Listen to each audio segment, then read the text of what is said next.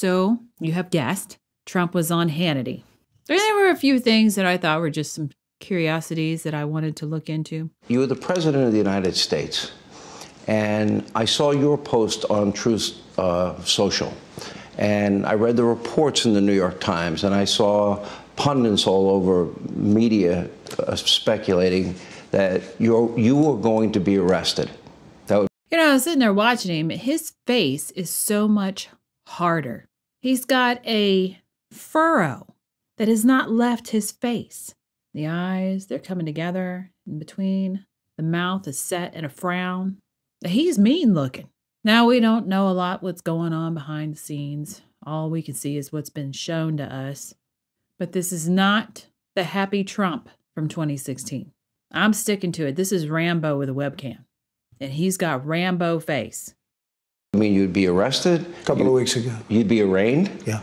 That there'd be a mugshot, you'd be fingerprinted, and maybe even handcuffed.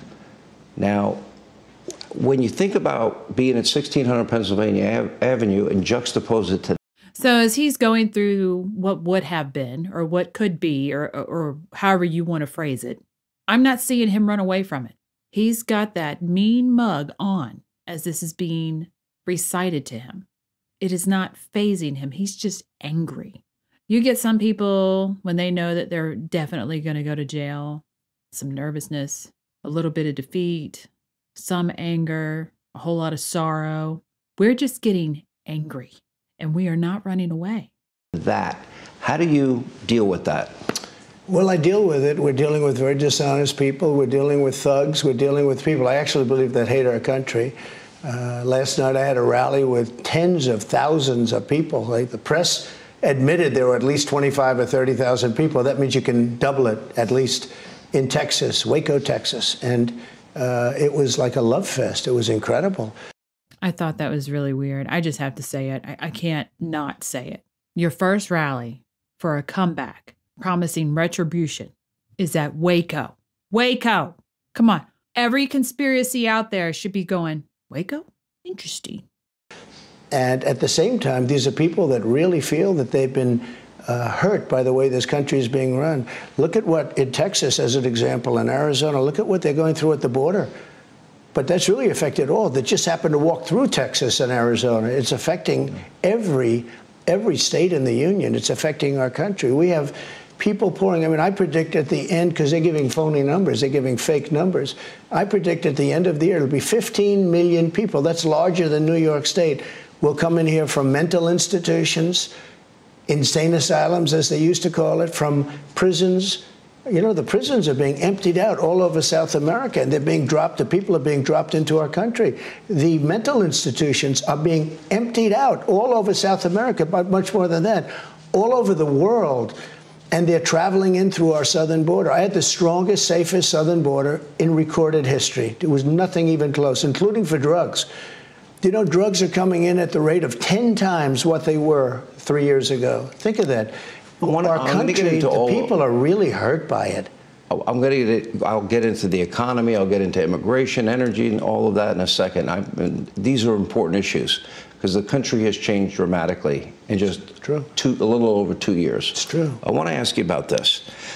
You're dealing with 3 major investigations. Last week reports, and I want to hand you 2 documents, and I'll explain what they are in a second. Yeah. So last week reports in the press, Alvin Bragg's office, the Manhattan DAs, and he softens up just a little bit. He is still mean mugging. And I think the only reason why it softened up is so that his eyes could focus what was being handed to him. And then it goes right back. The economy, I can't even say it strongly enough, is in complete shambles. We have 60% of our country now living paycheck to paycheck. So he's smiling at this point when he talks about the economy. His face is much lighter, but the furrow of anger is still there. This is something that is underlying. This is now what I would consider a personality change. It's kind of like you go around and you see the guy and they're always kind of smiling. They may be angry for a little bit, but that doesn't stay. They want to see the good in everything. This time it's different. There's anger there that doesn't go away. It's underlying constantly, no matter what the subject. CBS News now says 25% of people in our great country are what they call food insecure. Food that can't get bare necessities. Recession, record. Inflation, record. Our debt, our deficits. You know, why has this happened? How would you fix it? And would you have supported the bailout of Silicon Valley Bank? Okay. Ready? Yeah. A lot of questions you're asking me. I am. I wouldn't have supported the bailout. The bank would have to get along by itself, and maybe they could have. What happened with the bank is interest rates went too high. And, you know, I had my own situation with Powell, and I beat the hell out of him. I was not a big fan of Powell. He was recommended by some people. I didn't like him. He's too interest rate happy. What you do is you get the oil prices down. That's bigger than interest rates, the only thing. And what happened is we took an oil, and now we take an interest rates. Those banks failed because the interest rates were too high. They stupidly bought long-term treasuries. 10-year treasuries. Well, they bought long-term, longer than that even. And they bought long-term, and those treasuries got crushed because Powell keeps raising interest rates. But that's up to Biden. He's going to have to worry about that himself. You know, in theory. How would you fix it? Well, I actually thought that was quite interesting, but that's up to Biden. And immediately you see his body moving away from the subject. He's moving back. He wants to get away from it. As he said, Biden's going to have to deal with that himself. For those of you who think that Trump is coming back next week, Biden's going to have to deal with this himself. His body is telling you this shit show will continue. And since the geriatric Keynesians are in charge, it is not going to get prettier. I would have done a big number on Powell like it did. I did a very big number. In fact, he wasn't budging. You wouldn't have given up energy. He eventually cut him so much that it almost caused a problem. People said, how come he's cut him? He cut him almost a point immediately because he thought I was going to fire him, okay?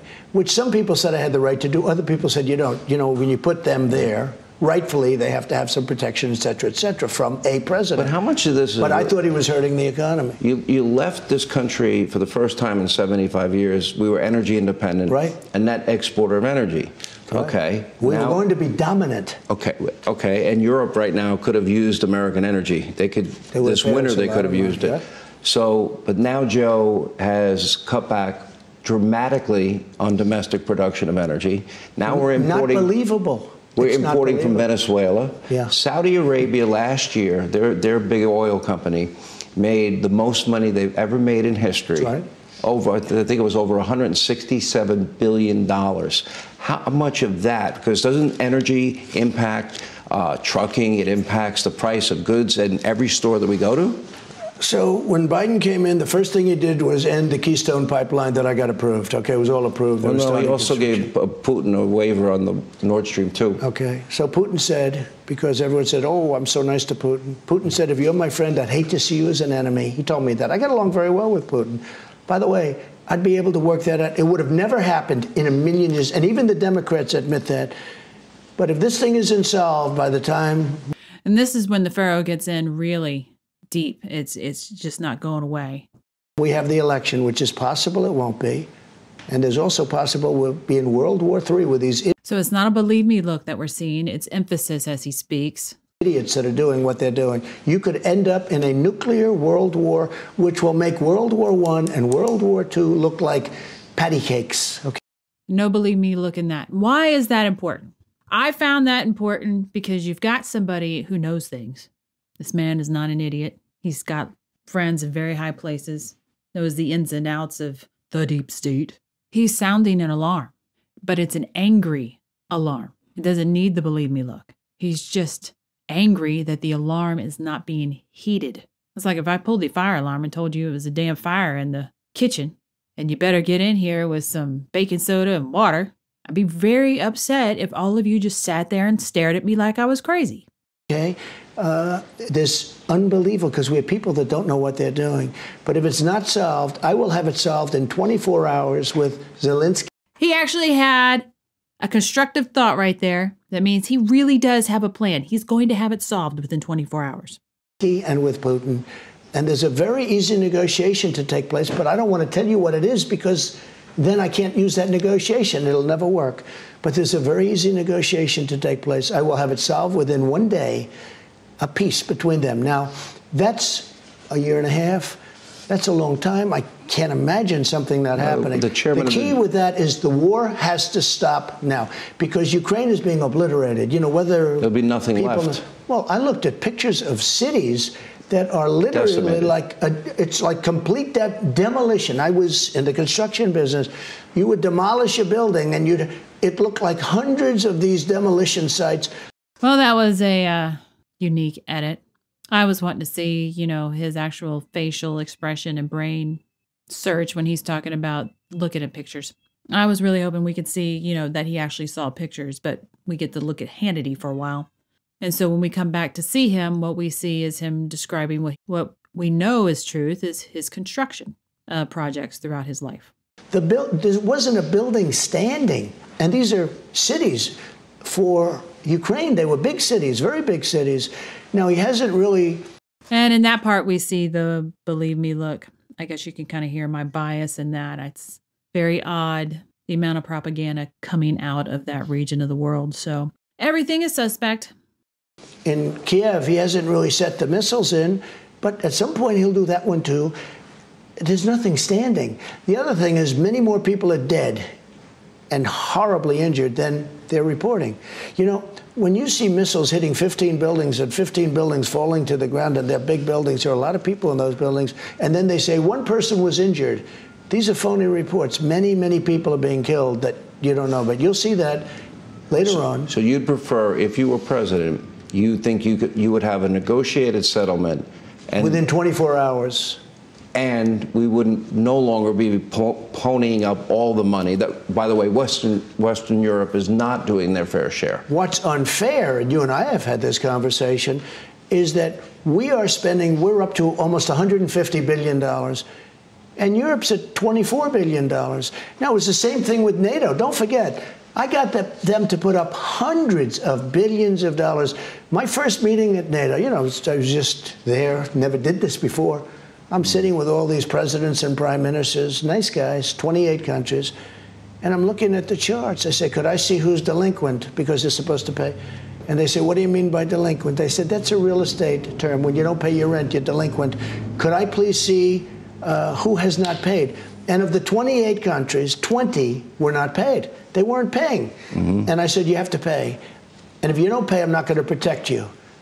And the head of a very important country stood up and said, who was delinquent, said, could I ask you, if we don't, what you're saying, if Russia attacks us and we aren't paid up, you're not going to protect us? I said, that's exactly what I mean. I got no words of wisdom for this. It just seems like we're going into the suck, and it's going to suck.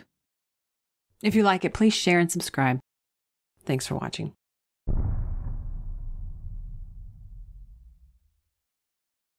If you'd like to learn more about analysing body language, there is a video course available on Mandy's website for Gold subscribers.